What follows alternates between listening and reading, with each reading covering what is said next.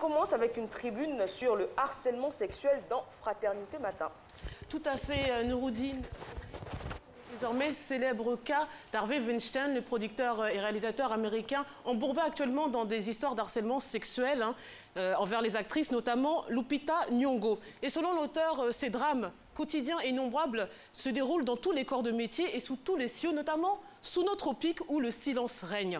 Et selon l'article, cette situation découle de l'image de la femme dans la société. Par exemple, pour certains, ces femmes victimes ont dû avoir des attitudes équivoques ou porter des tenues inappropriées, à quoi les opposants objectent que les femmes ont le droit d'exprimer leur féminité sans se faire agresser. Pour l'auteur, la femme mère a été désacralisée au profit de la femme objet, comme l'illustrent finalement tous les spots publicitaires. Et il nous faut donc revenir impérativement aux fondamentaux dans une société en perdition, avide d'avoir et de pouvoir. Retour en Côte d'Ivoire où un journaliste de Notre Voix raconte son arrestation.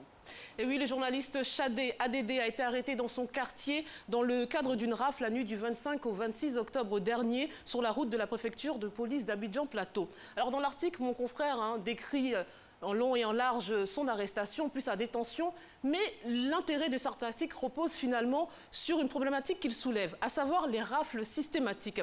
Et selon le journal, il est plus facile pour les microbes ou les ex-démobilisés de regagner leur base après avoir commis leurs méfaits que pour un simple citoyen lambda de rejoindre son domicile. Pour conclure, le journal nous dit que les rafles systématiques ne servent l'intérêt de personne, mieux vaut y aller avec méthode et sagesse, en mobilisant des hommes où et quand il le faut, sans zèle intempestif ni haine. Passons à Allo Police qui évoque une sombre affaire à l'intérieur du pays. Et oui, une sordide affaire d'inceste qui s'est déroulée à Coupé et aurait pu être tue car la famille voulait l'étouffer. Alors c'est l'histoire d'Ania et Egali qui vivaient maritalement depuis plusieurs années. En venant chez son homme, la femme était arrivée avec sa sœur cadette Mathilde qu'ils avaient élevée un peu comme leur fille. Et la femme, madame en a eu marre des appétits sexuels de monsieur et est parti. Et c'est là que le drame s'est produit. Ce dernier a eu des rapports sexuels avec la jeune fille, la dernière de la famille, ainsi que la nièce, jusqu'au décès de l'une d'entre elles. Sombre affaire. Sombre affaire, comme vous dites. On passe au Zimbabwe où Robert Mugabe limoge son vice-président pour manque de loyauté. Et oui, Robert Mugabe a limogé hier son vice-président Emmerson Mnangagwa, une décision interprétée par l'opposition comme une manœuvre destinée à ouvrir la voie à la première dame pour succéder le moment venu au chef de l'État.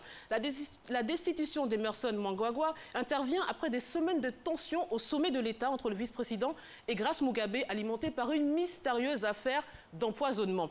Alors, en août dernier, il a été hospitalisé d'urgence en Afrique du Sud et ce dernier affirme avoir été victime d'une tentative d'empoisonnement. Selon ses partisans, il aurait été délibérément intoxiqué par le biais d'une crème glacée fabriquée dans une laiterie appartenant à Grace Mugabe. Alors, des accusations que la première dame avait vivement démenties au mois d'août.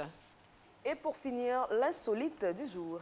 Et ça se passe aux États-Unis. Vous allez certainement voir une image apparaître, celle d'une dame qui fait un bras d'honneur au passage du cortège de Donald Trump qui venait de sortir d'une partie de golf. Eh bien, cette femme a été adulée par tous les réseaux sociaux, sauf par son patron. Eh bien, il vient de la licencier puisqu'il n'a pas apprécié ce geste et c'est le propriétaire du terrain de golf. Et donc, en voici une qui, à mon avis, va réfléchir à 2 fois la prochaine fois avant d'agir. C'est tout pour moi et je vous retrouve demain avec plaisir.